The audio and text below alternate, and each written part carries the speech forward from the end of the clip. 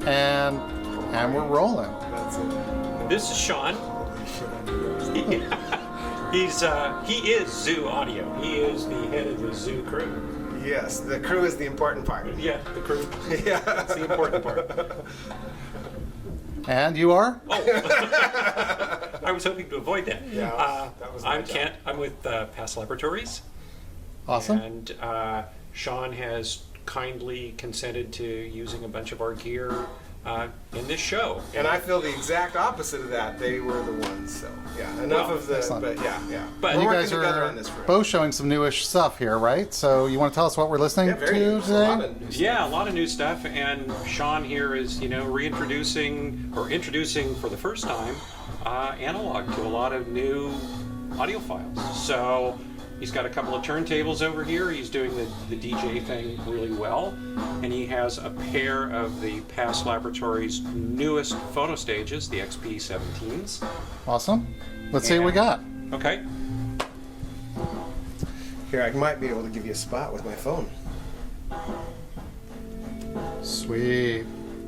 So we have the brand new XP-17s. Is this Right. the first show that you're showing them at, or were Yeah. they? Well, no, They're in LA. they were in Munich, but this Okay. is the first time we've seen them domestically at a show. Awesome. And this is what will eventually replace the XP-15.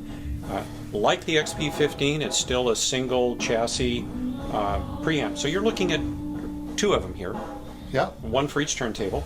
So And- unlike the 25, that's not one of those is not a power supply. no, one is not we a just power have two supply. because we have two turntables going. Exactly. Gotcha. And the thing that makes these a little bit different from things we've done in the past at our entry level, and a little bit different than how a lot of phono stages are configured, is we're doing the majority of the gain right at the input. So any signal manipulation that's RIAA, any of that stuff, comes after the gain stages like right there at the input. Excellent.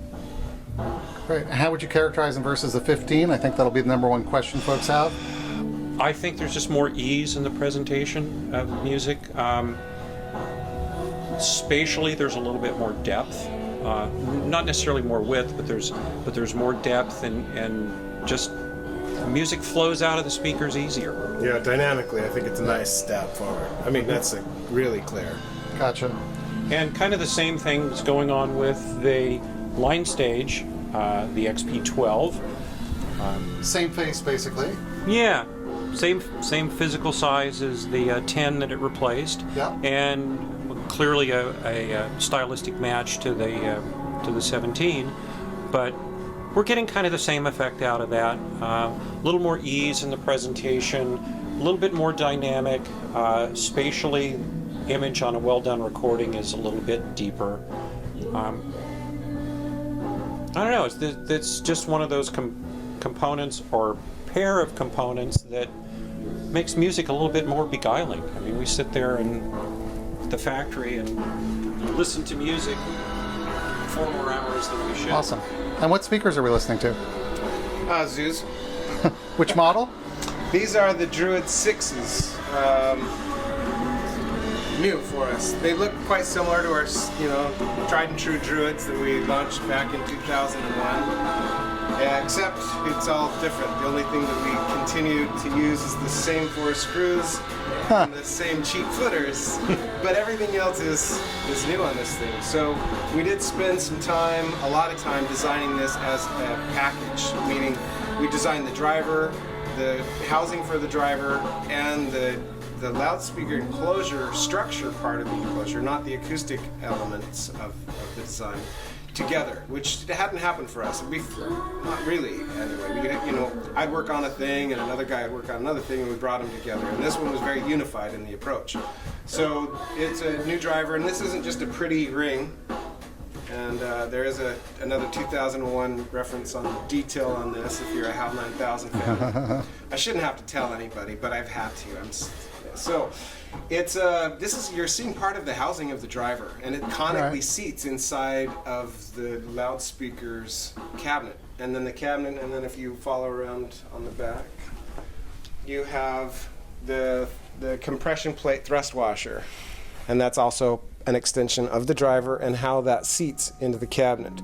So we, torque this down to about 100 foot-pounds, and you're torquing right into the new housing elements.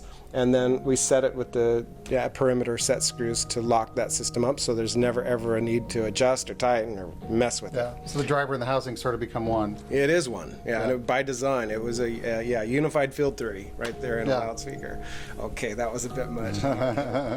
But the tweeter also mounts in a similar way. We use the tweeter's mass, both the lens and the driver position portion, to sandwich the front. We've done that in the past. Druid 5 did that, and then the Definition 4 did that. So it remains, but it's also, we've learned some stuff in the last 5 years, so we also leverage what we've learned there. But it's not a lot different from some of the design stuff that we started with the cartridge. The new version of the Devon thing that we do, the Zu DL103, the Mark II version also approached it quite in a similar way.